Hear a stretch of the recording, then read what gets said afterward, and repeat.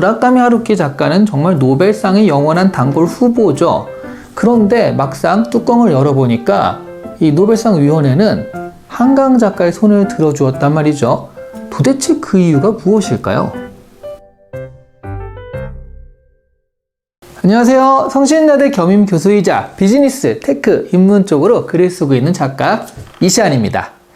제가 이렇게 갑자기 찾아뵙게 된 건요, 오늘 정말 꼭 나누고 싶은 이야기가 있어서입니다. 한강 작가님의 노벨 문학상 수상 소식이죠. 너무너무 일단 축하드립니다. 한강 작가님 축하드려요. 네. 2024년 노벨 문학상이 한국인 작가 한강 작가님에게 수상이 되었습니다. 노벨상은요, 2000년에 김대중 대통령의 평화상이 있긴 있었죠. 그거 이후로 한국인은 두 번째고요. 당연히 문학상으로는 첫 번째입니다. 이런 경사를 그냥 넘어갈 수가 없죠. 그래서 시안책방은 호외로 이 이야기를 좀 다뤄볼까 합니다. 시안책방에서는요, 이런저런 이유로 한국 문학은 조금 덜 다루는 편인데요. 한강 작가님 작품은 2개 다루고 있죠. 채식주의자가 있고요. 그리고 작별하지 않는다가 있습니다. 그만큼 안 다룰 수 없는 작가님이셨어요. 조만간 그래서 소년이 온다도 한번 노벨상 특수에 기대가지고 다뤄볼까 합니다. 노벨상 이야기를 좀 해보자면요. 일단 한강 작가님의 노벨상 수상은 상당히 뜻밖이었습니다. 원래 노벨상 시즌이 되면요, 고은 작가님이나 황석영 작가님 같은 분들이 언급이 되고요. 뭐 수상 가능하다 이런 얘기가 언급이 되잖아요. 그런데 이번에는 정말 조용했거든요. 한강 작가님이 수상 후보다라는 이야기는 있었어요. 그런데 기대가 그렇게 많지는 않았는지 굉장히 조용했습니다. 그러다가 갑자기 이렇게 수상 소식을 듣게 되니까 이건 마치 복권에 당첨된 그런 느낌이에요. 게다가 복권을 안 샀는데 복권에 당첨된 그런 느낌 말이죠. 작가님 본인도 전혀 예상을 못해서 그냥 아들과 일상적으로 저녁을 먹은 후에 할리먼, 그 노벨상 수상위원회에서 전화를 받았다라고 하더라고요. 노벨문학상은요, 대륙별로 안배하는 경향이 있어서요. 2012년에 붉은 수수밭에 중국의 모엔 작가가 그 상을 탄 이후로 아시아가 없었어요. 한 10여 년 이상 없었기 때문에 이번에는 아시아 쪽에서 나올 수도 있겠구나라는 기대는 살짝 있었습니다. 그런데 그런 기대를 했을 때 가장 눈에 띄는 작가는 사실은 무라카미 하루키 작가입니다. 무라카미 하루키 작가는 정말 노벨상의 영원한 단골 후보죠.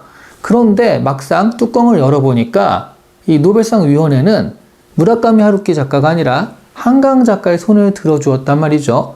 도대체 그 이유가 무엇일까요? 제가 개인적으로 느끼기에는 무라카미 하루키의 그 무국적성 있죠. 그래서 획득되는 보편성, 이런 것들이 오히려 노벨상에는 불리했다고 봅니다. 무라카미 하루키의 소설들은 특수성보다는 보편성이 좀 더 강하고요. 때로는 환상성까지 드러나기도 하죠. 하지만 한강 작가의 소설은 굉장히 지역적입니다. 광주 민주화 운동을 다룬 소년이 온다도 있고요. 제주 4.3 사건을 다룬 작별하지 않는다. 이런 책은요, 한국 사람이 아니면 잘 알지 못하는 그런 사건을 다룬 책이거든요.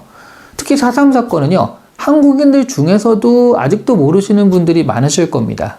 그런데요, 노벨상위원회가 수상 이유에 대해서 말하기를요, 한강 작가는 자신의 작품에서 역사적 트라우마, 한국적 역사의 어떤 트라우마죠. 그런 트라우마와 보이지 않는 규칙에 맞서고 인간 삶의 연약함을 폭로했다라고 그렇게 이야기를 하거든요.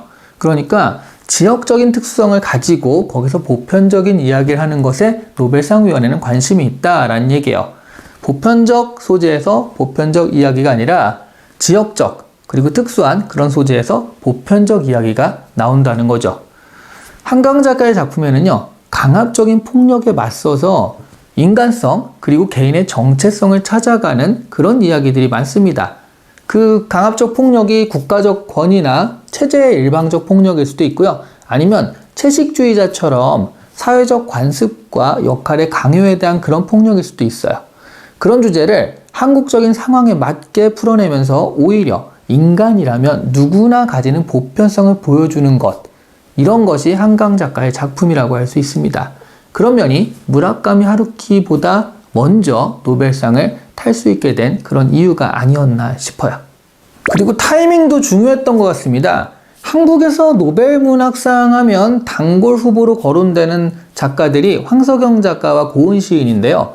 이들보다 한강 작가가 먼저 수상하게 된 이유는요, 바로 시대적 타이밍 때문이 아닐까 싶기도 합니다. 한강 작가 작품의 주제의식은 지금의 전 세계적 상황과 잘 맞기도 하거든요. 양극화가 심해져서 빈익빈 부익부가 전 세계적 현상이 되었습니다. 한국 문화를 세계적으로 알린 계기가 된 작품이 영화 기생충, 그리고 넷플릭스 드라마죠. 오징어 게임, 이런 것들인데요. 바로 이런 내용들을 보면 지배층과 피지배층으로 나뉘어진 양극화 세상에서 피지배층에 해당하는 그런 사람들이 겪는 어려움에 대한 이야기들이에요. 그런 것들이 전 세계적인 공감을 산 거죠. 이분법적 세상에서 한쪽에 의해서 강요되는 규칙이나 체제들, 이런 것들은 한강 작가의 작품들에서도 상당히 많이 공유되는 그런 이야기들이거든요. 그리고 전 세계적인 양극화, 경제적 양극화는 이런 경향을 아주 보편적인 것으로 만들어버리고 있습니다. 그러다 보니까 한강 작가의 작품이요, 시대적 요구에 맞는 그런 작품이 된 거예요.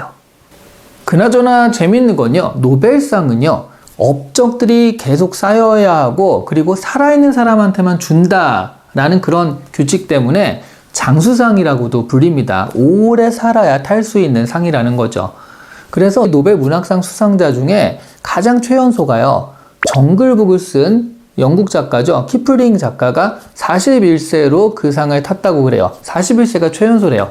보통 최연소 그러면 29세 정도 돼야지 그런 느낌인데 41세가 최연소라는 얘기는 보통은 한 60, 70대는 가야지 타는 상이라는 거죠. 그러면서 보자면 한강 작가는요, 1970년생이거든요. 50대 초중반 정도 되니까 비교적 젊은 나이라고 할 수 있죠. 그럴 수 있었던 이유가 한강 작가의 작품들이요, 그 전에 국제적인 상들을 타잖아요. 맨부커상이라든가 이런 것들을 타면서 해외에 소개되고요.